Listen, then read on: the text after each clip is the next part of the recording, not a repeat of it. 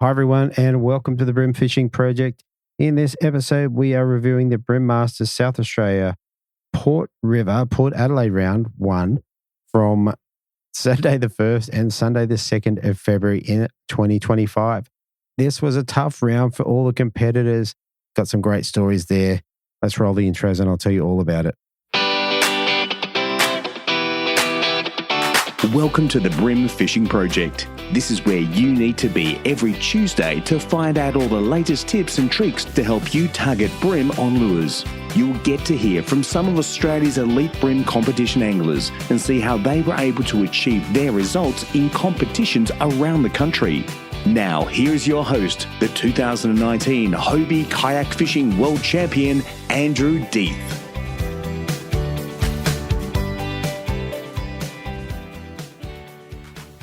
All right, so a couple of things going on. I'm going to talk a little bit about the direction of the podcast, not very much, but I'm just going to give a couple of ideas moving forward at the back end of this episode. All right, let's run through the details for this one. So on Saturday, the 1st of February, we had 69 in the fish activity wheel with a minor bite period 8:20 through to 9:50 a.m. High tide was at 7:17 a.m. at 2.45 meters, running down to a low tide at 1:52 p.m. at 0.12. Sunday, the 2nd of February, 56 in the fish activity wheel, minor bite period at 9:30 through to 11 a.m. High tide was at 7:41 at 2.35, running down to a low tide at 2:07 at 0.18. So there you have it. All right, let's get into the angler interviews. Here's third place. Okay, so first up in third place, we have an angler dropping 3 fish on the Saturday for 1.43 kilos. Backing it up on the Sunday with 1 fish for 400 grams, giving him a total of 4 fish for the comp at 1.83. I have Paul Cook. Welcome back to the show, mate. Thanks for having me, mate. Really appreciate being here again. It's always a pleasure to chat with you. Yeah, mate, it's good. I can't remember which round did we have a talk on last year? Literally this round. Round 1, Port River last year. There you go. In my mind, I thought, it's about the same time, but I couldn't remember. Yeah, give or take. There you go. Oh, very good. Very good. And by all accounts, another tough round. Yeah, it's super tough, which is odd. I just, with some of the reports we had leading into it, I thought there would have been maybe more activity and probably some better quality fish as well. What wasn't to be, for whatever reason, the fish, the anecdotal discussions and advice we sort of get from each other is the fish seem to move around quite a bit. So you can find them one week or one day and the next, they're just not in that general zone. So maybe the bigger ones that were getting found in the lead up had moved. That's probably... Yeah, okay, interesting. All right, well, let's roll into pre-fish. Did you get out there to have a bit of a look around leading in? Yeah, so I managed to get out once. I think it was probably 3 weeks before comp day.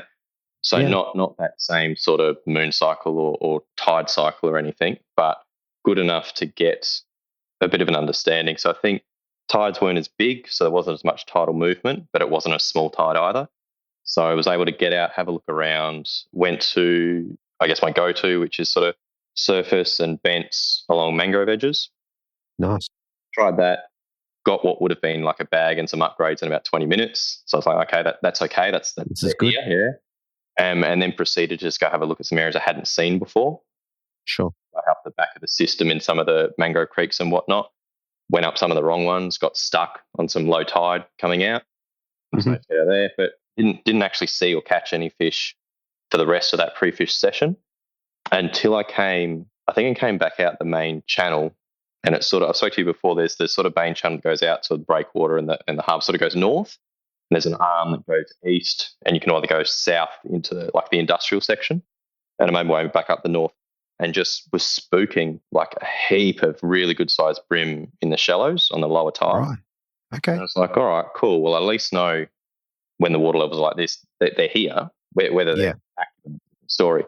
So the pre-fish sort of gave me an indication that the way I want to target them, sort of bents on surface mangrove edges, will work. And then I had a fallback plan of fishing some sort of rocky flats and rocky edges at the lower tide and just trying to jag one or two there. And that was sort of the game plan that I figured I'd go in with on day one. So, okay. All right. So I take it from that you've got bent minnows tied on, one or... Yeah. So I default to the larger bent, the 86. and that green colour. I think it's G35 for whatever reason. Like a chartreuse sort of colour? Yeah, that chartreuse sort of colour. For whatever reason, right. I just like that one. Whether it makes a difference or not, I don't know. But that was tied on. I had one of the larger EcoGear grass minnows. So not the 2, I think it's 2.5 or 2. So not that one. There's a larger 3 something that I think some of the perch use. So I had one of those with like a 1/30th jigget, I think, on. And I had a sugar pen on.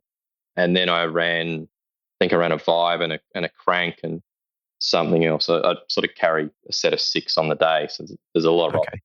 But tried to cover essentially 3 or 4 different surface options and a couple of, if I wanted to fish a little bit deeper, and just start from there and see how we go. So, right. Okay. Tell us how you went. You ended up with 1.43. I think you may be 4th or 5th overnight.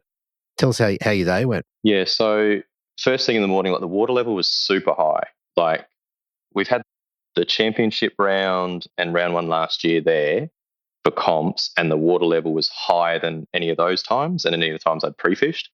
So I knew that if I went to the mangrove edges early, because you got the edge, but the water feels right back, sometimes 30, 40 metres back behind that.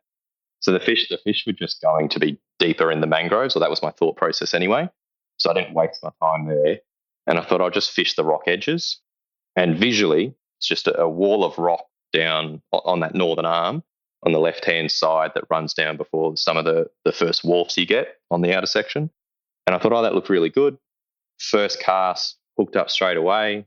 Unfortunately, as soon as I got it to the boat, after about 5 seconds, you sort of realise it's not a bream, it's one of the juvenile salmon that are in the port. Ugh. So you're like, all right, fair enough. There'll be plenty of those about. And then a few more of those and proceeded down the rock wall on surface for nothing, like no interest whatsoever from any bream. Ouch. Couldn't see any bream either. Like it's a bit hard in low light levels, but couldn't see any. And then switched over to the other surface lures like the pen and the EcoGear grass minnow, just fishing it just under the surface, but for nothing but juvenile salmon. So I thought, all right, well, we need to go a bit deeper here. So pulled out, had just a diving hard body on one of the other ones. I think it's one of those Xeric Tango shads. The flathead guys use them a bit. Yeah. But they just suspend really well in the salt water here. Like they just suspend almost dead still. And with the bib, they're pretty good for staying snag free. So I tried that for a bit. I don't know, maybe like 40 minutes in, got a really good hit that stuck. And I was like, here we go, we're onto something. But I can't explain how it's just really dead and just bouncy like this. Right. Pulled it up. It's like a 38 centimetre flounder. I'd like really hailed this lure. Just unreal. But yeah, again, not a bream, so a bit disappointing. Yeah. It just continued up and down this bank. I probably spent 2 hours doing that. Different like crankbaits, hard bodies, surface lures, just tried all of it. Even like an EcoGear vibe for nothing, no bream, no nothing. And anyway, according to the tidal charts and that 2 hours would have put the water level at the mangrove edge that I like. It would have put the water level about right. So I headed back there, was throwing the bent around straight away for nothing, like no interest whatsoever. Tried the EcoGear, no interest whatsoever. So I was like, all right, well, I'll switch over to something that's just a bit deeper. Maybe they're on the bottom here. We're not talking deep water. We're talking like 2.5 foot of water, 3 foot of water. But for whatever reason, if they were there, they weren't coming up. They weren't coming up, yeah. Yeah, so I switched over to a bait junkie, the paddle tail, their slim swim version, the paddle tail thing. Yeah. And a bloodworm, and was just throwing that around. And I won't say instantly, but probably within about 15 minutes, jagged one. From memory, it was undersized. And then there was a period of about 45 minutes where the bite came on. Yeah. And what I'd noticed for this particular spot during pre-fish and what sort of the guiding principle I was trying to use was whilst it was a mangrove edge, it had a point on it. And the point, there was a lot of water flow and a lot of water movement during this particular stage of the tide through this. And what they were doing during pre-fish was they were sitting on I don't know what the term is, but on the other side of the mangrove, on the point, facing into the tide, into the current, and just whatever's coming through with that flow, they were just grabbing it then and there. So you could either fish from the back side of the point and catch the ones that are sitting at the back of the pack, or you could try and get around the front and fish the front and let it go in under the mangroves and see what happen. So that was the principle. I'd wait for that tidal flow and just sort of hope they were sitting there. And that turned out to be the case. So it's probably about 45 minutes or an hour of maneuvering in and around from behind the point, beside the point, in front of the point, and just generally working the lure with the flow, so with the current, either from behind the point backwards or in front of the point and letting it go in under the mangroves, and then trying to wrestle them out of there. Yeah, right. And that worked. There would have been, there probably double-digit bream out of that 45-minute session. Only 3 of them went legal, though. Wow. So all the fish, all the bites, they all stuck, managed to land them all, so that was good. But there just wasn't any size in the ones that were committing. Like, you could eyeball them because of the clarity of the water and the depth of the water. You could see them, and then you could see the one thing in the round. You were spooking, and they were a bit further out and whatever else. Yeah, right. So I tend to stand up in my kayak a lot. I don't like sitting down and fishing, so I do that for a reason. I can actually physically see the fish, and I can eyeball them, get a bit of a reaction to understand what they're doing, and chase them that way. And given the tidal flow, given the time of year, I wasn't chasing a finesse bite either. So I was chasing a reaction bite. So you sort of get it in, fire it in, bit of an aggressive movement back, and sort of hope that they chase it and run it down out of fear of missing out more than anything. Yeah, okay. Go that way. So it's a really good 45 minutes, a lot of fun. It was just the 3 fish came out of that. After that, what did we do? I probably spent another hour and a half, 2 hours in that same spot. Not so much like trying to fish the crap out of it, but just trying to understand how I could get them to bite for the next day. Yeah. Completely unsuccessful. I didn't get another touch. But what I did notice is that whole area, even out from the point, like probably in a radius of 15 meters wide out from the point and maybe 15, 20 meters back. This, like, imagine like a 15 by 20 by 30 box, so to speak. Yeah. All these bream, good sized bream, just sort of moving in and around and picking out small isolated bits of structure on the flat and just hiding behind it in the flow and then darting out for whatever they needed. Yeah, wow. A lot of the time, because of the depth and where I was, and I'm standing up as well, so there's quite a bit of a presence there, they would see you before you see them, and then you're spooking them and they're running in and out. But there were heaps of them. There was no shortage of fish, and there were good size in there. Like, there weren't heaps of keggers or anything, but there were good mid-30s brims, high 30s brims in there, but just trying to figure out how to target them for the next day. Yeah. I did that for, like I said, probably about 2 hours or so maybe, and then thought, well, I better go back to this rock wall and see if I can find something. Did that for a bit for no luck. Again, nothing. Yeah. And I think maybe because I'd left it so long, the water level was like really low. Like, it wasn't where it was on pre-fish. It was really low. And I probably had, let's say I had maybe an hour and a half left in my day by that stage. And the decision that had brought me undone in the past at this tournament is that to go from point A to point B or whatever to do the fishing, there's actually quite a bit of travel distance. So if you don't get your timing right, you actually spend most of it traveling and not fishing. Yeah. So I figured I'd just go to one of the bridges that's close by and throw some crabs, which is not something I do at all. So I figured I'd just try to learn in case I needed to do that. Sure. Did that for 40 minutes for nothing, and then found some small snapper on the way back, throwing plastics at poles. So it's a no bream, but enough to sort of keep you interested, more about trying to figure out what to do day 2, if that made sense. Yeah. Yeah, interesting. Couple of questions. First of all, when you're standing up in the current there, how are you keeping your kayak in the right position? So 2 parts to that. One of it is I'll either power pole down, which does swing the kayak around in the current, and I'll fire in behind it. Or what I'll do is I'll get far enough up that I know that I've got time, 30 seconds, 2 minutes, whatever. And I'm not worried so much about the kayak swinging round. I'm more worried about the distance the kayak will travel. So if the kayak swims around, I'll bend down, use the rudder and try and get at the angle I want. But I'm more concerned about it traveling 15 meters than it's pivoting 90 degrees. I'll just cast wherever I need to cast for that purpose. Okay. You just try and set up a drift, really. But when you're dealing with the point, you don't have much time. If that makes sense. If you've got a bank, you just stand up and just drift down the bank and whatever. With the point, you got to figure out sort of a 10, 15 meter stretch and sort of set yourself up for that, which might mean you only get 2 or 3 casts, maybe one before you want, one where you want, and then one afterwards trying to catch your tail. But yeah. Yeah, okay. Okay. And then with the bait junkie paddle tail, Yep.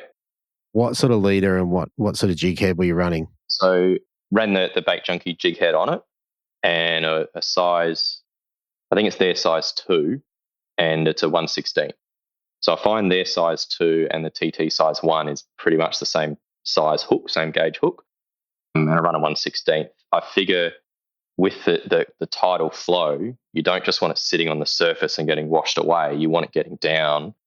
Like I said, at some points you're only dealing in 2.5 foot of water, 3 foot of water. Yeah, it's not much. You don't need much, but the tidal flow pushes the lure past before you get a chance to do anything. The extra weight also helps you stand a little bit further back and fire it in the extra, couple of meters that you might need to keep away from the point. So, yeah, okay. Leader wise, that was on the brawler. So leader wise, that was £6. Okay. And purely coincidence, not like a choice or anything. I had I think it's a Daiwa. Is it their FC Link or something? Their newer leader. Yeah, the X Link or Cross Link. Yeah, that's it. Yeah, I had £6 in that. So I normally try and fish £4, but just throwing it into structure and wanting to be able to pull them out and not worry too much. Slightly heavier leader, and there's probably an argument that you go heavier again. I just haven't tried. So sure. I mean, the reason I asked that question was what size jig head in terms of sink rate, and also the line is going to affect that as well. Aside from the fact you're throwing it into somewhat gnarly structure. Yeah, so I noticed that what I've started to notice a bit, and we had this discussion last time, relatively new to all this, is that I used to run like a 3 rod lengths of leader, FC leader, which is fine. I shortened it up to about 2 this time, which means the braid is in the water sooner, and the braid sort of catches in the water flow and can sometimes pull the lure away.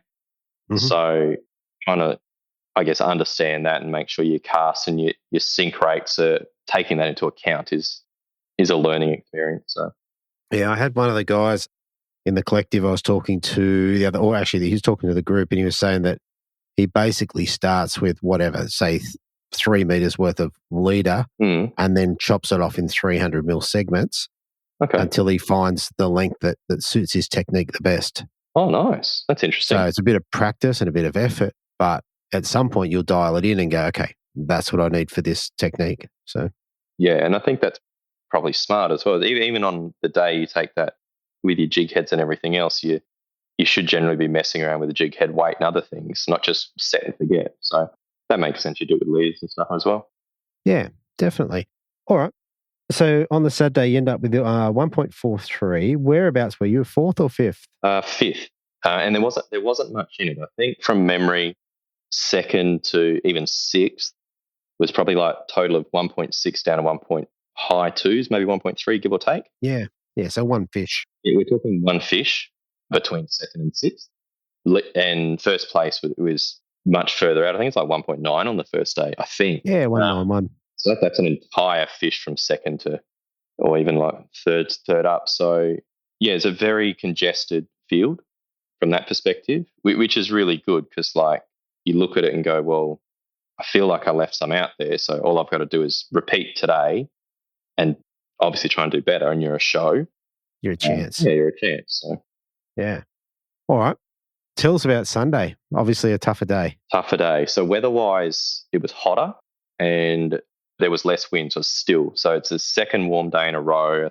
I think from memory, Saturday ended up being a 40-degree day, and Sunday was hotter than that. It wasn't like 45 or anything, but I think it was maybe 41, 42 maybe.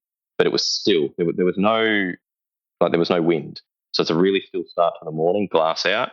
Tide was essentially the same water levels and water flow, but about 40 minutes delayed, just the second day. So you look at that and you go, well, it's going to be tough. It's hot. It's second day in a row of being hot. So you just knew it was going to be a tougher day. It didn't matter that it was a second day in a row on the port or anything. You just knew from the weather-wise it's just going to be a bit tougher given how the first day was. In terms of plan of attack for day 2, I sort of, all tackle-wise, I rinsed and repeat the same. I just went, I'll start surface again. I'll have some diving crankbaits on and diving hard bodies on, and I'll stick with the bloodworm, the Daiwa bloodworm colour. And I tied on 3 different ones. I had the grub, the paddle tail, and that wave minnow. Big fan of the wave minnow, so I had that on. And I think it was 1/16 weights again for the grub and the paddle tail. and the wave minnow are 1/12, just for casting more out in open water.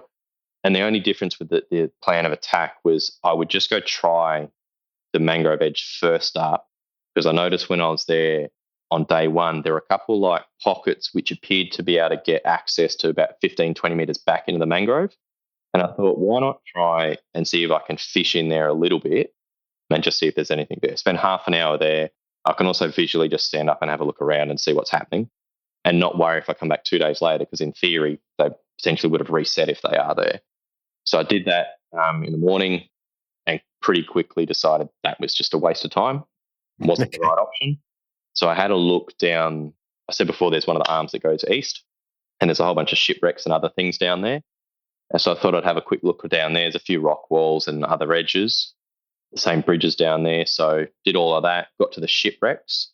And one of the challenges with the shipwrecks, especially for me, because I'm relatively new to the area, is when the water level's this high, you actually can't see a lot of the smaller shipwrecks. They're submerged underwater, but they're not 5 meters underwater. They're a foot or half a foot under the water. Yeah, right.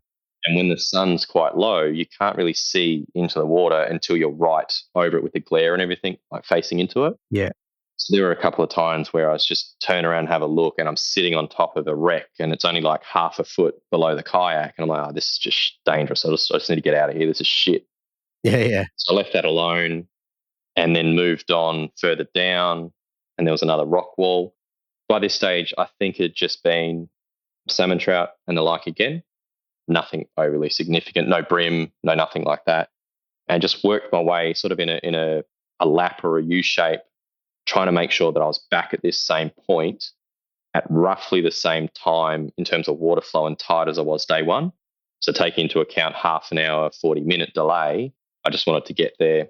It's probably about 9 o'clock or something like that in the morning. I wanted to get back there. Yeah. Made my way back up the edge. Again, nothing, no interest. Got back there probably about half an hour to 20 minutes earlier than I needed to be there, which is fine. I was happy to sit there. There's a lot of other traffic in and around there, other people coming in and going.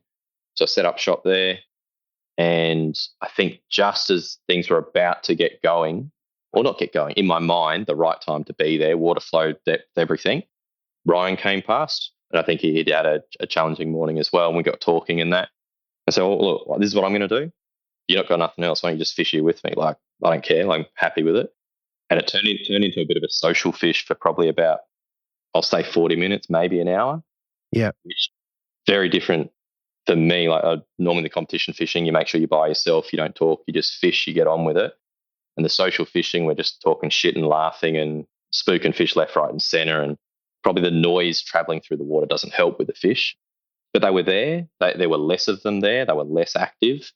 And we managed to pull a handful of small ones, like undersized ones out.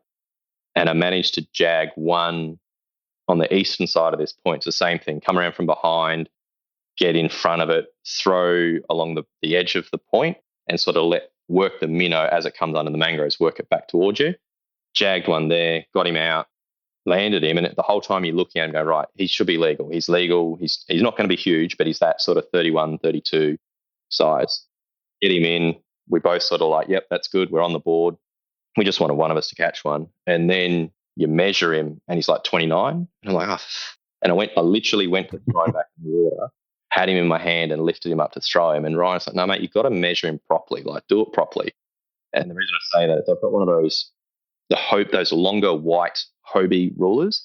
Yeah. In the outback, it doesn't sit flat. I sort of have it and it's on an angle. You got the head of the fish down the bottom and the tail up the top. I feel like the weight of the fish must pull it down a little bit, and you've got to go to a lot of effort to smooth it out. So I measured it again, it went 29. Measured it again, it went 30 and a bit. Measured it again, it sort of went very high, 29. You sort of stuff around for a bit and you get the tip of the tail and it goes just over 30. So you're like, all right, well, it's over 30 twice now. Like, that's going in the well. I'll deal with that problem later. Yeah. And then spent the rest of the day trying to upgrade on that. Well, not upgrade, trying to get some others and just couldn't. Left that spot, went and thrashed the same rock wall I did the morning of day one. Yeah. Nothing. I think I got a flathead early in that piece. Yeah. Again, they hit and then you're like, all right, we're on here. And then comes up and you're like, that's not a bream. That's not helpful.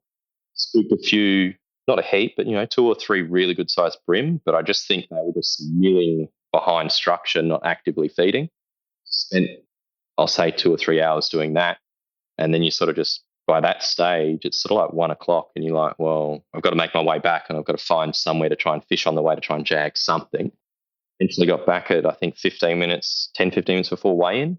And it's just that one fish. So, yeah, right. And then in the back of your mind, you know that one fish is just on 30. You're like, is it going to shrink to just under 30? You're constantly checking the well to make sure it's swimming and it's alive, because you have some that go belly up and will get a bit tired, and you've got to resuscitate them a little bit. So get the official measuring device that the guys are using. Get one of the Bream Master guys to come down with me and just double check it all while I'm there. It goes just over 30, like 30 and a half or something. So we're like, right, it's legal. Like all that stress is gone. And then we get up there and you find out that it's been a super tough day for everyone. So like not even that decision, the fact that I was social fishing with Ryan and he goes, mate, what are you doing? Like pull your head in, like measure that fish properly. That's the difference between me throwing the fish away, going, oh, it's 29, like whatever, and taking the time to do it properly and then actually bringing a weigh a fish in. And I don't remember how many people weighed fish in on day 2, but I know of the people that were around me and above me on day 1 in terms of finishing results. Only 2 of them weighed fish in. Just straight away, it makes you just go up, you catapult up just on that alone. So I was going to say, you're not thinking that one fish, you catch one fish on day 2, you're not thinking you're going up in the standings. No, not at all. But I was hoping to maybe hold on or maybe stay in the top 10 type thing. I was like going, how many people weighed fishing on day 1? All right, if 8 or 9 did, I'm at least there. Like I won't go backwards, I'm at least there. So like... Yeah. Oh, very good. Very good. All right. Well, look, that was enough to bring you in a 3rd place. Yeah. Tell us, what did you get to take home for 3rd place? Really good prize pack, actually. Still got it here in its thing because it was only the other day, but it's like one of those bait junkie satchel bag things. And there's probably, I think there's 3 packets of bait junkie plastics in there. I think there's 4 packets of jig heads from bait junkie. One of those TT switch prawn vibe things. There's another vibe.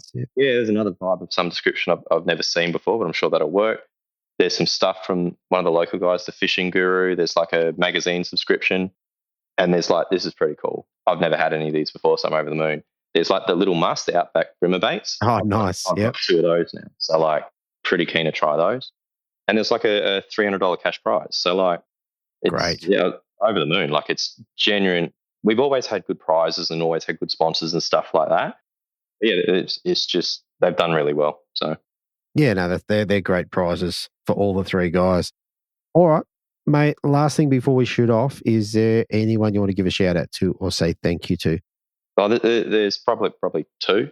So the first one is the Bream Master guys. They put in so much effort, like ridiculous amount of effort, and we don't have a bream fishing tournament scene in SA. So the fact they provide one is really, really good, and it's a quality event as well. So I think Gibbsy stepped away, at least momentarily, and we've got Lee and a few of the other guys. I think Ryan, Daniel, JB, and a few of the others are stepping in, help look Ansel on that. So that it's a good little team they've got, and they work really hard to do it. It's all volunteers. So that's probably the main one, is a big shout out to them. The other one is just mother of my kids was able to look after my kids for me on the weekend so I could do this. It's a passion of mine. I mean, how to do that. So I'm really grateful for that. So a big shout out to Kate. Really do like that. But yeah, they're the main thanks I want to say. So the people that put on the tournament and the people that allow me to do it. So awesome, mate. Great interview. All right, mate. We're going to leave it there. So ticked off another interview for the start of the year. We'll see what happens as the year progresses. Yeah, hopefully it plays out a bit like last year. That'll be good. Yeah, very good. All right, thanks, mate. I'll talk to you again soon. Cheers, mate. Okay, so up next in 2nd place, we have an angler dropping 3 fish on the Saturday for 1.55 kilos, backing it up on the Sunday with 1 fish for 460 grams, giving him 2nd place. I'd like to welcome for the first time to the Bream Fishing Project, Gavin Howard. Welcome, mate. Thank you. Mate, there's a funny story about you and I in this podcast. You had a good result last year, and I rang you up and went, yep, let's have a chat. But you'd only caught 1 fish. That's right. I was in Tasmania at the time when you actually called me. We were at Little Swan, I think it was, or we stayed there. That's right. Yeah, so I said, it's 1 fish, and then there's not going to be much of an interview. So I think That's it. Yeah, so you agreed with me. So that was the best. Well, there you go. It was a bit of a funny one. I mean, it would have been a pretty short episode, or a lot of talking about not catching, maybe. I think your intro, when you actually mentioned it on the podcast, was longer than our interview would have been. So. Exactly. But here we are now. Another tough round. I mean, you've ended up with 4 fish overall and come in second place, which is great. Yeah. Tell us a bit about leading up to it. Did you get out and have a bit of a pre-fish? Yes, I did. Like I said, it was 2 weeks before the tournament. I went out and did a normal early hour start, same hours as what we would do in the competition. Got there at 5:30 in the morning, launched and everything, got out and started looking. I found a couple of fish, legals, 2 of them, which is to me the most fish I've caught in one day, straight after one another. So I kind of got confidence of where I was and had a plan that I would like to go back to the spot and see how they would fire up on comp day. Mm-hmm. Yeah, so that's where I ended up on comp day. Okay. Fair enough. Tell us about the Saturday. How'd you go about, where'd you go first and how'd you go about catching your fish? Okay, so obviously the start and we took off and I was up there because obviously first coming to the spot, it's whoever gets in there first gets the spot. So I had to battle all along with these guys in front and huffing and puffing and blowing because it was my first real big paddle after the last year. But I managed to get in there and Lee was ahead of me and he went right to the back end and I started the front along the mangroves. And I think that is where it started because I think it was my second cast I was into a fish and it was legal. And then from there onwards, it was in the same sense a blur, but I was so hyper and pumped. I've never had so much adrenaline going through my body, basically. So, and this was about 7, just going on to about 7 o'clock in the morning. Yeah. Yeah. And, I started, then I pulled another fish, which was another legal. I actually don't think I pulled any small fish in the beginning. I had a couple of major runs that I couldn't turn their heads and they just went right through the mangroves and, they were all gone. I actually got a witness, so it's not a fishy story because Lee was behind me and cheering me on and shouting, get him. So it was quite fun. It was really, and then, yeah, so I ended up basically Saturday with I did a changeover of called a 600 and I did a 200 gram upgrade and then like Bream, it just disappeared and went quiet. So right, and then the salmon trout came on and things like that, but there wasn't many takes after that. And it just sort of quiet down and then it just disappears, sort of thing. Okay, wow, that's Bream. But so you headed into the mangroves early. What sort of lure are you throwing at them? Look, I know people laugh at me, but I've been using the Gulp 4-inch sandworm in a camo color. Oh, that's right. And I find that it just works for me. I had a selection of lures I had a selection of plastics with me, but for Saturday, I just used the Gulp worm and they wanted it presented with a little jig head on it and not just without any weight, but it's just a slight, I think it was a 1/20th jig head I had on there, a 1/0, a TT finesse in the bloodworm color, I think it was. Okay. So I was using these. I lost quite a lot. I think I lost about, in total, anything up, I think about 6 to 8 jiggies on that day because of either getting caught in the mangroves or getting busted off. So wow. 2 I definitely got busted off, and then the others I got caught in the mangroves at the bottom. So, yeah. Yeah. Oh, very good. Very good. And how many legals do you reckon landed in that first little bit? The first day, I think I had nothing less than 6 legals in the first day. And that's the most fish I've ever pulled out of Port Adelaide on one day in legal Bream. So it was a great day for me. That's it. In the context of this competition, that was a great result. Yeah.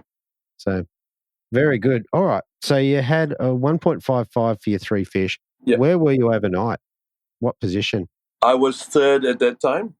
Yep. When I left. And, there was a lot of guys again, some they never caught fish. And I said, well, tomorrow's a complete different day. So I kind of psyched myself that I wasn't too cocky to think that I caught so many fish today. Tomorrow I'm just going to walk in there and do it all over again. So, yeah. So I just kept myself in trim that it's fishing, it's not catching. So Exactly. sort of thing. So, yeah. So Exactly. I kept everything in trim and just made sure that I stayed positive, but I wasn't over cocky that it's going to go out there and just get them again. So Fair enough. All right. Well, tell us, on the Sunday, you end up bringing back one fish. yeah, Tell us, did you get that nice and early, or? no, that was very late in the afternoon. That was almost 12 o'clock in the day. Wow. Once again, I had to think, let's just go and investigate. Went into the same spot we were in Saturday, and believe it or not, the only fish I got out there was a 29 centimeter fish and a couple of trumpeters, but there was nothing. It was stone dead. Lee was in there again. He caught one nice fish on a crank, and that was the only one he caught, was legal. And that was it.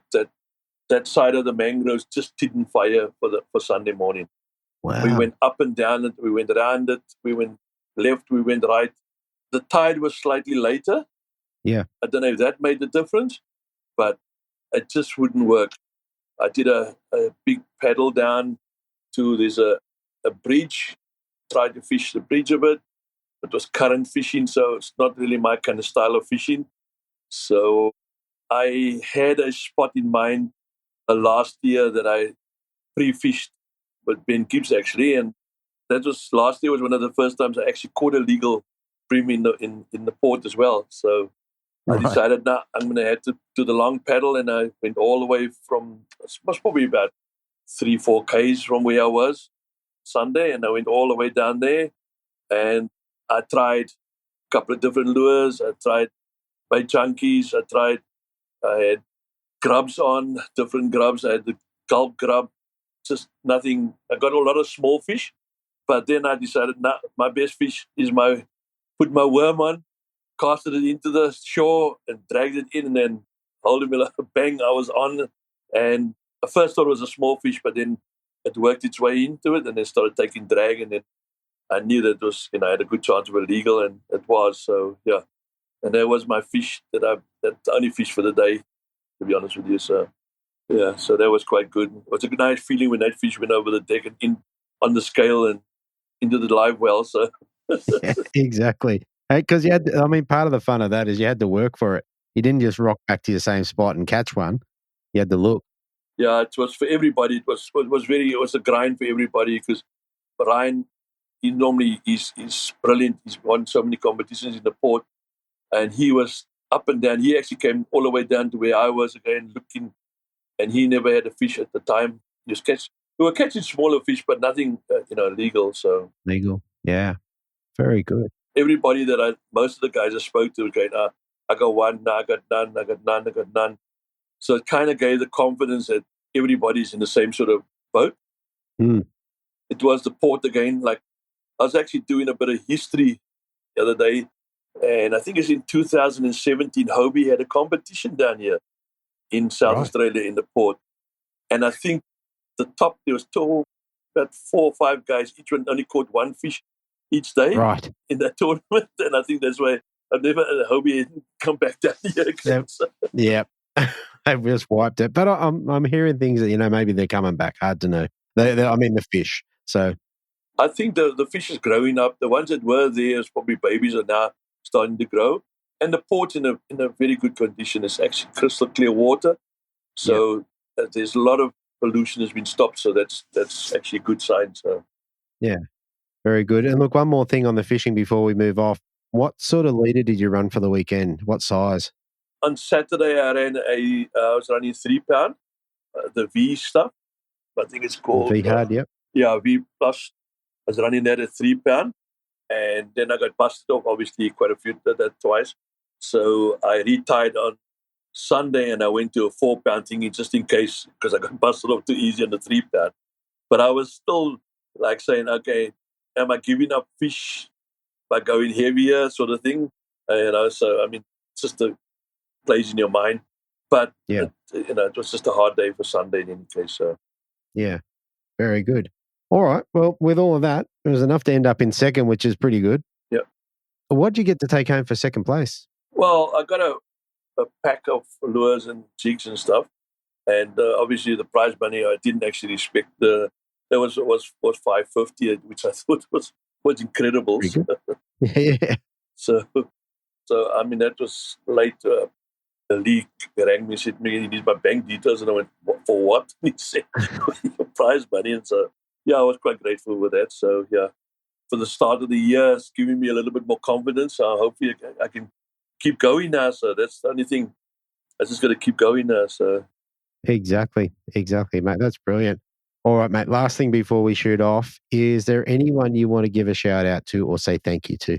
Well, I'd like to say thank you to Lee and his gang, the guys that organize everything. It's not easy to organize a tournament, especially in South Australia. I mean, it's hard to get a big crew of people together. And I mean, they've been sticking it out and giving up their time and things. That takes a lot of time and stuff to organize a tournament. Everybody just comes there, fishes, and then go home. And these guys sit there and they got to pack everything up and they got to plan for the next one and stuff. So I take my hat off to these guys. I've been in, when I was fishing in South Africa and tournaments and stuff, and used to organize in club events and stuff. So I know what it feels like. There's a lot of things that's involved, and it's not just coming there on the day. And then, of course, the competitors as well. So they got to, Lee gives up, he had to give up about 2 or 3 hours of his fishing time to come and prepare everything for the guys to get their prizes and stuff. So yeah. So it's quite a bit of a sacrifice, I suppose, and especially if you're a fisherman and you are running the tournament sort of thing. So yeah. So that's, to me, that's I would like to say well done to these guys, and thank you for keeping it here in South Australia, keeping tournaments at least alive here. Otherwise, everybody has to travel all the time to Victoria, which is not many people are going to do all the time. So that's right. Very good, Gavin. All right, mate. Well, look, it was great to talk to you. Yeah. And hopefully we do get to have another chat with you after the next round. Yeah, I hope so too.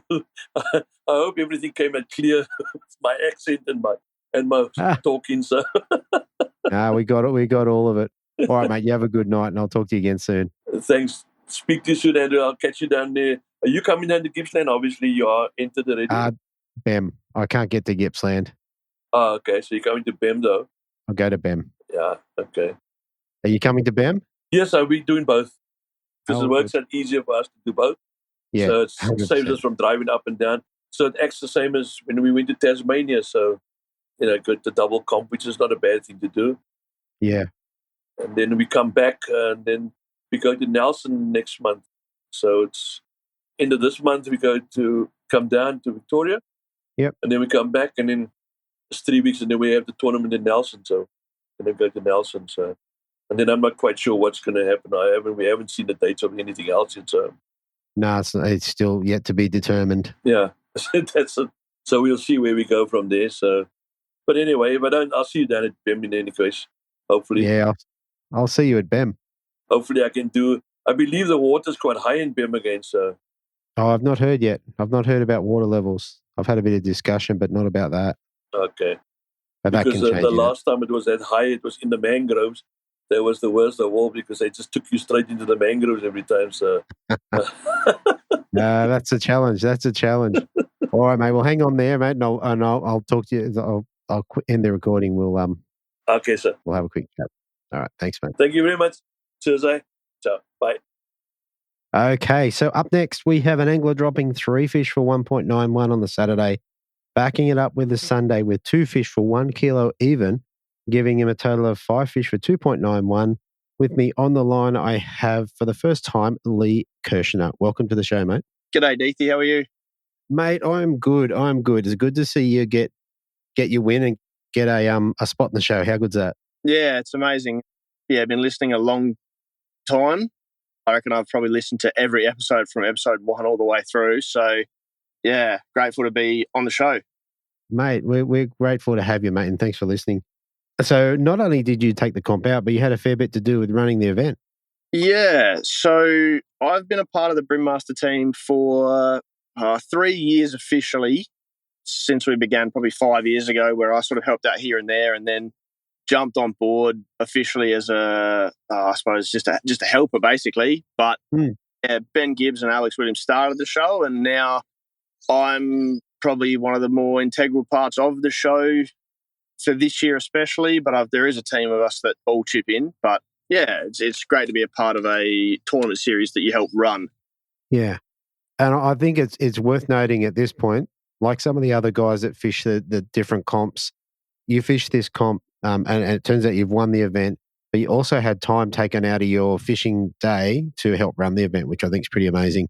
Yeah. So with some of the locations that we fish in Adelaide, it's hard to get a permanent weigh station set up without anyone obviously being behind to look after it for the day. So we made the call to basically put it up and down each day. Yeah. Meant I would come back early. So instead of finishing at 2:00 with the competitors, I would finish at 12 midday and then go and fish, go and set it up. Go and set it up, yeah. So, yeah, had to make some priority calls to fish certain areas that would give me the time to do that. And it luckily worked out in my favour, I guess.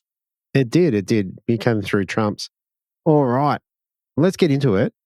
Tell us about leading into the competition. Did you get a chance to get down there and have a bit of a look around? I did. So I don't fish the port very often. It's not it's about an hour from my place, so I don't fish it as often as a few other spots, but I did go out for a pre-fish twice. Sure. The first session was a short and sharp one, and I think I managed to get a couple of legals, not many, but enough to sort of get a plan. 2 weeks later, which was 2 weeks before the comp on very similar tides, you do the same thing again and probably had more success. Right. Really locked into sort of a pattern that I was comfortable with, knew would work, and if it didn't, I'd have a backup plan just in case. Right. All right. Well, I'm looking forward to hearing about that. Let's get into Saturday, mate. Tell us about how your day started. So we kick off at sunrise. I would have been in the middle of the pack as we sort of headed out to go to our spots. Went to the first spot and second cast got absolutely obliterated by probably what would have been the best fish I would have hooked during the comp. Wow. I made the mistake of, 1, not having my drag set all that well, 2, running 3 pound and trying to fight a fish in amongst mangroves and oyster rocks, and it probably was just not a concentrated start for me, but it ate a dial rolling crank and peeled line and then just clunked straight on something sharp, and away it went. So it was a bit of a kick in the guts to start with. Oh no. So that was a bit of a very good wake up call straight away. Yeah, retied with another rolling crank, and 5 casts later got a 31 or a 32 tipper, which was a great feeling at 7:00 in the morning to have one in the well at least. Yeah. So, yeah, and that pretty much gave me the confidence that the pre-fish intel that I had matched the comp day intel that I was making to stick with that technique, which was just to pepper a structure with a slow roll. The water was quite high. It was like sort of up, pushing in behind the mangrove. So little pockets where there were gaps were key. And just rolling, like a deep running diver in feet rolling crank or a deep pro lure 36. What else? A deep jackal chubby was another one that I had tied on that just got rotated around the clock to see what would bite. Yeah. And generally with your fishing, you generally a hard body or a plastics? Like what do you normally throw? It changes year on year, to be honest. I started bream fishing just with plastics, and then the next year I went surface lure crazy, and now it probably is hard bodies for me. Yeah, right. Going back to the Hobie season last year, a lot of the fish that I would have caught were on hard bodies. I just feel it feels nicer when I've got that thumping on the line, and then all of a sudden it just loads up rather than sort of a static go stop with plastics. Sure. Yeah, but I also love that immediate thump you get. Yeah. Which everybody loves with a hard body bite, when you can get that immediate crack on the end of your line. Yeah, 100%. All right. Well, tell us, mate, you've got one in the well. What happened from there on in?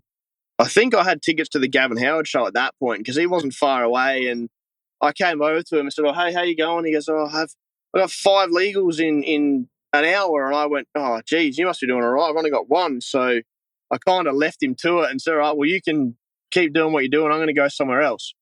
I reckon it would have been 8:30 when I got the next fish, which was my biggest fish of the weekend, which I think was a 710 grammer, which came on I think it was a shallow rolling crank this time, but it was still on 3 pound, and it did go through mangroves and rocks and all sorts. I could see it wrapped up in it, and somehow, I don't know how, but somehow it managed to get itself tangled up, free itself, and then go out into the middle of the river, and everything held on in the end. So I was very lucky. Wow. How was your line? Were you scuffed up much? Very. I reckon it was about 1 pound line, not 3 pound line by the end. Oh. Yeah. It got to the point where it had wrapped itself around a mangrove root, and the line from my rod tip to the mangrove root was tight. The line from the mangrove root to the fish was still tight. Stood there shaking its head in clear view, and I went, in a minute, it's just going to get off. Yeah, yeah. And then all the tension disappeared from the line, and I was like, oh, well, there he goes. But he was sitting still, so I just wound up, and somehow the line come free, and I basically, pulled him out. Wow. So it was one of those very lucky moments that you're just thankful for. Yeah, yeah, absolutely. All right. Well, there you go. Okay, so you got 2 in the well now. Things are looking up. Yeah. I reckon at that stage, I'd fished this one rock wall for a bit. I'd got almost to the end of the rock wall where there's a tiny little, like a drain kind of bit. And as I'm fishing in there, I hadn't caught a fish in there before, but I looked in there and was like, oh, it's worth a cast. And our safety boat come past. And I said, oh, can you, we got to get some photos of it. Can you like hook a fish right on cue to try and get some photos? And I went, yeah, sure, no worries. I'm good enough to do that, no worries. Yeah, it wasn't very long after that I pulled a 30, I think it would have been like 30 and a half, like just over legal. Yep. And I hooked up, and it didn't look all that big in the water.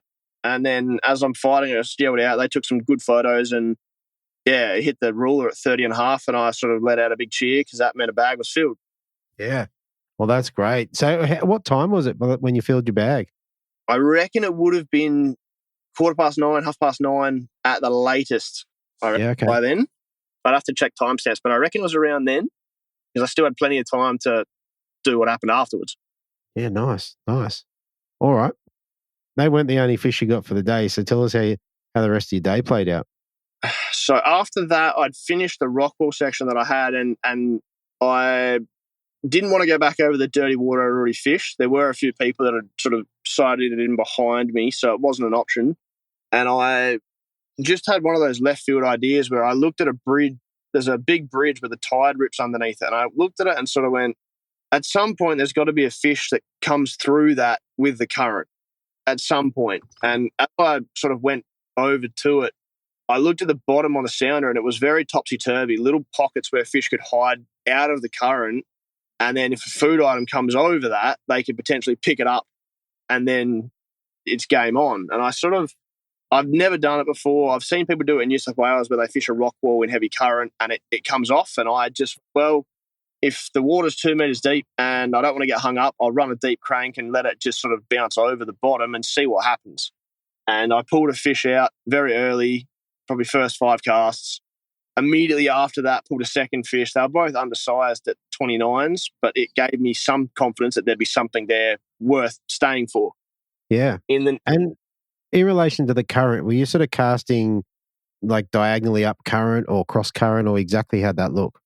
Straight down the guts of it. So I was basically keeping the kayak, I was probably going at 50%, trying to keep the kayak straight into the current and just hoiking cast as long as I could get it, and then bring the lure back with the current at a fairly fast pace, but just slow enough that you can still feel it, not fast enough that it's rattling away super fast.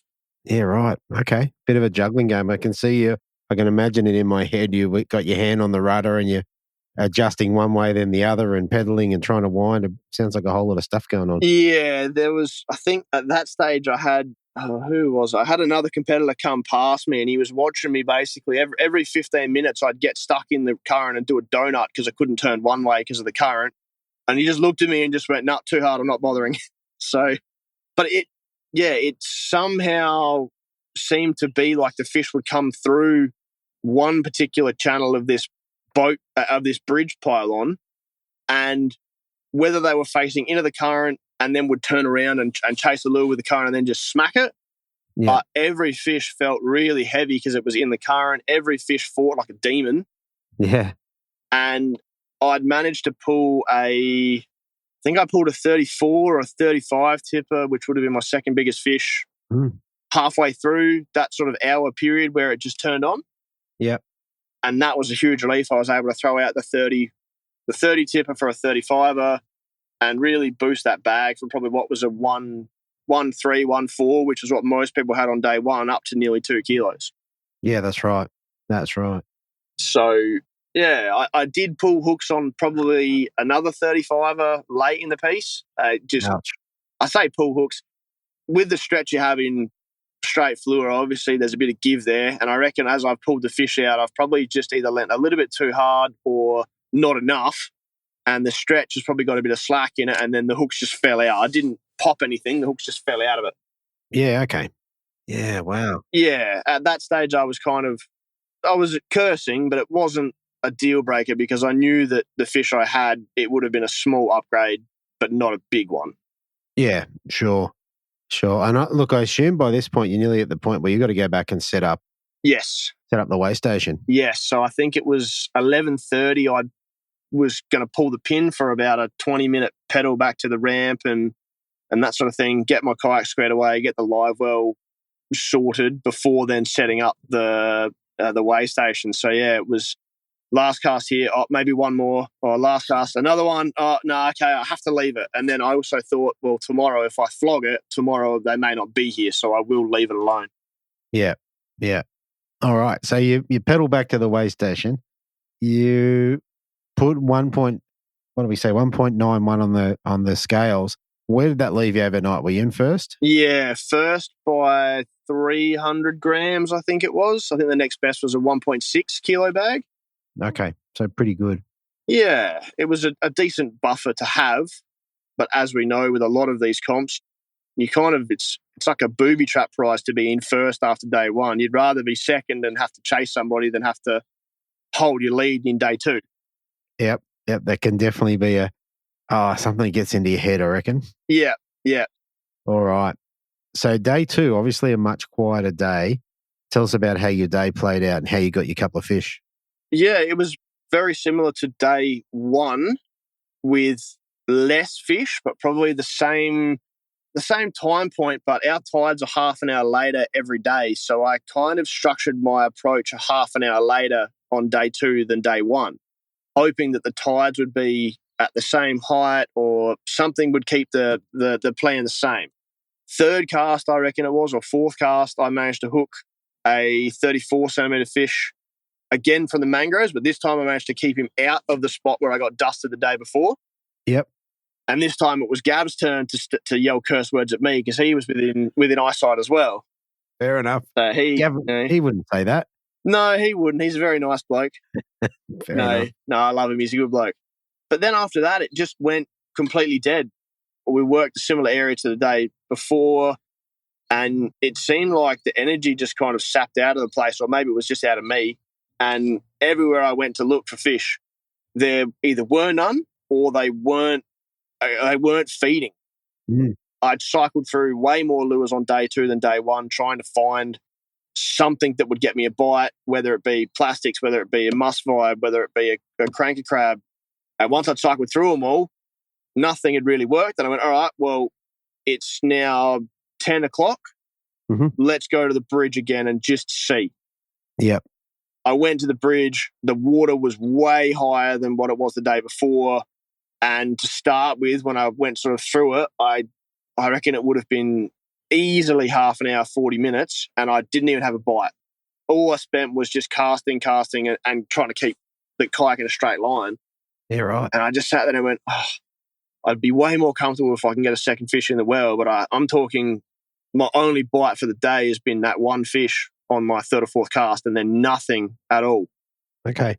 Yeah, you sit there and sort of go, well, I'm going to be patient. I'm going to hope that these fish that I found yesterday will come through roughly the same time today and see what happens. So I then changed from, I think I was running braid with 4 pound leader for most of it. And I went, all right, well, I'm going to run 3 pounds straight through. There's rocks on the bottom. There's wire hanging off this bridge. I'm just going to run the gauntlet, and it's a risk, but there's a reward there if I can get it. Sure. And I think it was definitely a Pro Lure D36 tiger shrimp. And I cast like straight along, like right on the edge of the concrete, and wound it back. And about halfway back, it stopped like it had been hit on the bottom and got the bib caught. Sure. But as I've gone to not set the hook, but put a bit of pressure on, I've gone to pedal up to it to try and go on the other side to pull the lure away. And as I've wound up a little bit further and got my kayak in propulsion, the lines just screamed off. Right. I knew, and it was going against the current out the other side of the bridge. And I went, all right, this is a serious fish. Like, this is definitely not a tiddler. Let's play it cool. So I had to go against the current out the other side of the bridge and just follow it. And by that stage, I kind of backed the drag off and let it do its thing because it was going away from the bridge rather than towards it, which I thought was a good idea. Yeah. And once I got sight of it, the panic really sets in. You start the adrenaline going, this is important. Don't mess this up in any way. And it was a 34.5 tipper, 35. Like, it was about the same sort of size as the rest of the ones from the previous day. So I knew it was to get that in the net. Yep. And you're thinking, this is the winning fish. This is the one I need, I take. At this stage, I definitely was. Having spoken to a few guys passing by on the water, they were all sort of saying the same thing. Oh, everyone's struggling. You know, you might only need one more fish to be comfortable, but you're never really comfortable, I suppose. Yeah. But yeah, fish hit the net, put him in the live well. Didn't even bother measuring him, just knew he was above 30 at the time. And went, all right, done. I'll while the bites come on, I'll fire 20 more casts. And I don't think I got any other bites. I think I could see fish cruising through visually. You'd see them rolling and flashing, or they'd dart off and you go, oh, that was an undersized fish, but there's still fish here. Yeah. And yet, 2 bites for the day, just happened to be 2 legals for the day, and happened to not have anything go wrong in terms of pulling hooks or getting busted off or anything like that. Wow. And as it turned, I mean, the interesting thing is obviously a lot of pressure while that fishes. You're trying to land that fish. But in the grand scheme of things, you didn't need it. The one fish would have got you through.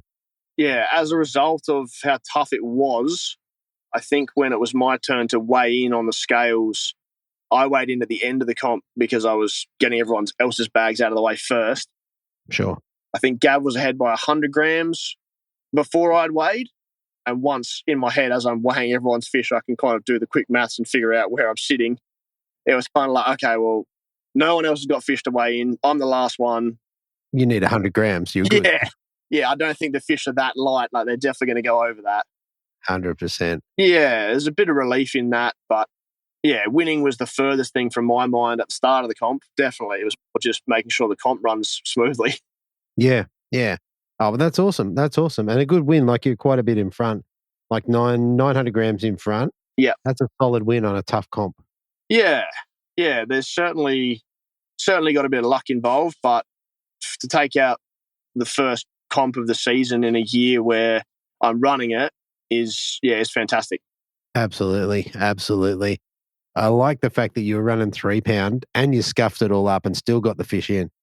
Yeah, I immediately after that fish came in, I knew that it would be scuffed. I didn't realize how much it was going to be scuffed, but I made sure to basically on the water when I cut the lure off straight away, I reckon I pulled 15 meters worth of fluoro straight off the reel and then re-tied it straight away just to ensure there was no nicks or cuts that would get me unstuck later on. That's right. You don't want to lose your next fish. So no. Oh, mate, that is brilliant. Before we move off the fishing, is there anything else that's worth bringing up? Nothing that I can really think of off the top of my head. The fishing was good from all other competitors. We had 16 anglers for the day. We had, I think by the end of the comp, we had 10 of them weigh at least one fish during the comp. Yeah, and it was good. A lot of the guys that weighed fish for us were all new competitors for our Bream Master tournaments. So that was always good to see a couple of new guys coming in to lead a board and shake it up a little bit. Nice. Yeah. Very good. All right, mate, let's move on. So in terms of prizes and stuff, what do you get to take home for the win? So the major sponsor of the round was Trade Skills Australia, which is one of our competitors, Ryan Ottens, who you would have had on the show many times because he's a gun. I have. He donated extra prize money. So the prize money was very good for this round. So I think it's about $800 for first. Wow. Which is fantastic. And then I had a bunch of plastics from Daiwa and Bait Junkie. Okay. Yeah, nice. A bunch of jig heads as well from Daiwa Bait Junkie.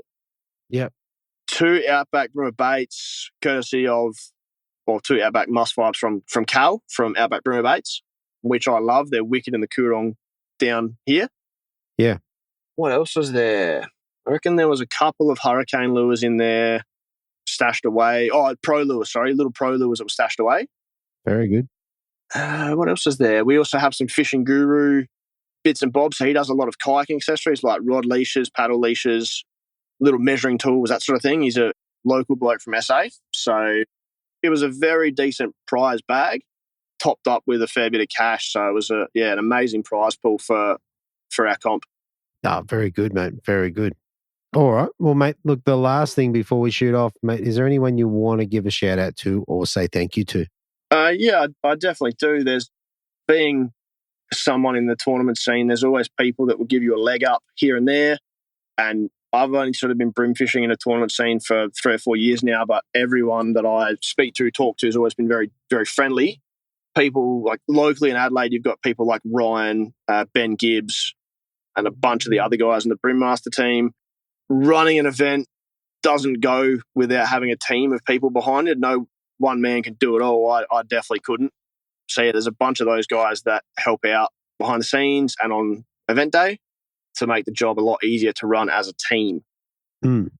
From an angling point of view, yeah, Ryan and Trade Skills Australia are very, very thankful for their help on the day, their help behind the scenes. Ryan actually let me stay at his house for the weekend because it's very close to the event site. Yeah. So that was very appreciative. I could, instead of driving an hour home every day, I could drive 10 minutes, have a shower. Yeah, it was great. Tuckward Adelaide Metro, who I work for, were very supportive in the weeks leading up to the comp, giving me tips here and there. Mm-hmm. Yeah, I've got a buddy who builds custom rods in Adelaide by the business name of Hooked Up Custom Rods Australia. Yeah, he gave me a custom-built Samurai 6 months ago, and it's a dream rod to use. Nice. Very soft tip, so if you're using a hard body, you don't tend to pull too many hooks because it's got a bit of give in it. Very nice. Yourself probably deserves a mention. Like I said at the start, I've listened to pretty much every episode you've made, and there's so many bits of information that's been able to give me tips to better my techniques to get me catching fish. Yeah. Yeah, thank you. Can't think of anyone else. Oh, there's that many people that have helped me over my fishing journey that you're probably running out of time. How long have you got? mate, we've got as long as you need, mate. It's all good. Yeah, so yeah, but there's a lot of guys, like everyone that's in the Hobie scene, whether they've been in the scene for one event or 50. Mm. You stand in a bump tub line, you chat to them, you don't even know their name, but they're pretty much kind enough to give you a little hint there, or at least be friendly. And that's what we try and keep up doing when we do our Bream Master events. It's just like a miniature Hobie event, basically. Yeah, which is awesome. And you're right. There's plenty of time standing in a bump tub line that you will talk to guys that you don't know. Some you do, and how'd you go and what you get them on, and often they'll tell you. It's quite good. Yeah, and that's what we really like about it is, although we're a tournament series, there is a social aspect to it. There were plenty of guys who didn't do as well as they wanted on the fishing front for the weekend, but they're all chatting stories and sharing a laugh, and the guys are winning little prizes here and there for attending and having a key tag draw that may have not even caught a fish for the weekend, but took home a little prize pack just for coming out. Yeah, which is great. Yeah. Oh, very good, mate. Very good. All right. Well, mate, I want to congratulate you on your win, and thanks for coming on, and hopefully I'll see you down at Bem River. You definitely will. Yes, myself, Ryan and Gav have penciled in the car ride over, so we'll be at both of the first two Hobie rounds, the doubleheader. Perfect. Perfect, mate. It's going to be hectic. Yeah. I've got a fish the river as well back in South Australia, and I've actually got a river comp on the Saturday, Sunday before the Victoria Monday, and then pre-fish for Eagle Point. So it's going to be a 10-day block where I'm doing 3 tournaments back to back to back. Wow, man. Oh, mate, you'll be in touch. You'll be in good form. Oh, either that or I'll be a zombie sleep deprived by the time I get to Eagle Point. That's it. Well, mate, be prepared Thursday night, Bem River Pub, mate. That's where it's going to be all on. Well, from memory, I hear whispers of a Joel Crosby, Greg Lewis karaoke night, same as last year. Yeah, mate, I'm hearing exactly the same, mate. It's going to be epic. Yeah. I think last year we roomed with Crozza, and yeah, there was a lot of Sweet Caroline and all sorts. Eagle Rock probably will get a play as well. Well, you know what it's like. So, yeah, I'm very much looking forward to that part of it. Mate, it'll be really, really cool. All right, mate, we're going to leave it there. Look, thanks for coming on, and I'll talk to you at Bem River. No worries, Deethy. Thank you for having me on. Thanks, mate. Okay, guys, so there you have it. A super tough round down there. However, Lee came out on top. How good is that? All right, so moving on with the podcast, I've had a couple of tough weeks and had to make a couple of decisions. I'm finding that obviously it's very hard to coordinate everyone's schedule, so they work into a lovely, neat little slot. But in terms of me keeping going with this, I need to tighten it up a little bit. So for anyone that's a potential guest, I'm basically going to try to interview on Tuesday and Thursday nights as much as possible and try and stick with that moving forward so that I can have a bit of time off. What was happening is I was recording 2 on Monday, 1 on Tuesday, 2 on Wednesday, 1 on Thursday. And what that added up is to me just doing podcasting all the time, which, as you can imagine, takes a bit of a toll, even though I enjoy it. Anyone that's done an interview with me, I really enjoy hearing the people's stories. I want to know how you caught your fish. I want to know how you felt. I want to know what lure, I'm trying to go back there. I want to learn how you caught it so I can do a little bit better in my own fishing as well as share that information. And it's a really fun way to do it. And through the podcast, I've met a lot of guys through fishing and Hobie tournaments, but I've met so many guys through the podcast. It's been unbelievable. So I do enjoy it, but the last couple of weeks, I definitely had to sit down and have a real think. Do I want to continue with this? Because at some point, I just want to go fishing. So what I'm going to try and do is try and keep the interviews as much as possible to Tuesdays, Thursdays. It won't always work like that. If I can't reach the anglers or anglers don't respond, I'm just going to move down the list through to position 5. So first through to 5th and try and record 3 interviews. If that doesn't happen, then I'll just make a decision on whether we do that episode or not. So hopefully that's cool and kind of explains things over the coming months or years, hopefully, to give people a bit of an idea of what's in my mind. The other thing I would say that is quite helpful is if you have ranked and you're keen for an interview, please reach out to me. I had Abs Mashlawi, who I've interviewed a few times, reach out to me, and it was just easy because then I can go, okay, he goes, yep, I'm good to do an interview. I go, okay, this is how I usually write the text back. I got 5, 6, 7, 8 or 9 on Tuesday night. Which would you like? And we book a time and move on from there. So yeah, if you're keen for it, and even if you've got 2 anglers, work out when you're happy. If you have a time on a Tuesday and Thursday night that works and you jump in quick, you're probably going to get the time you pick. And I would be most appreciative of that. Another thing I would say is I do want to create some space to do some different content. I've really enjoyed doing the monthly report with Brett Geddes.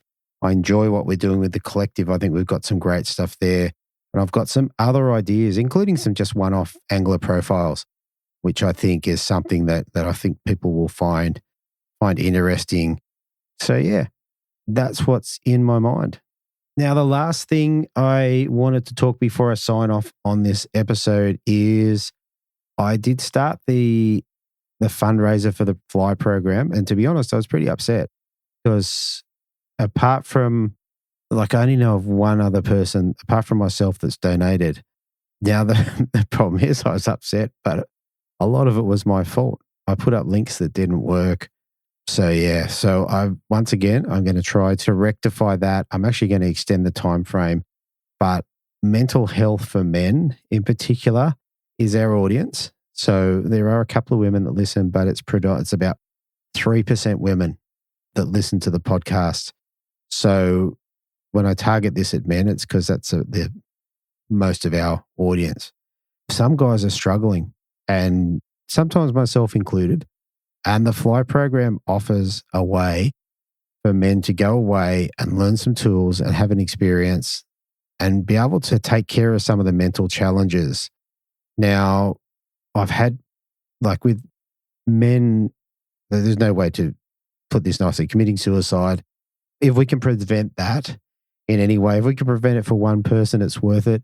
If we can prevent just the suffering that goes on with mental health by giving guys the tools to handle it, I think it's worth the effort.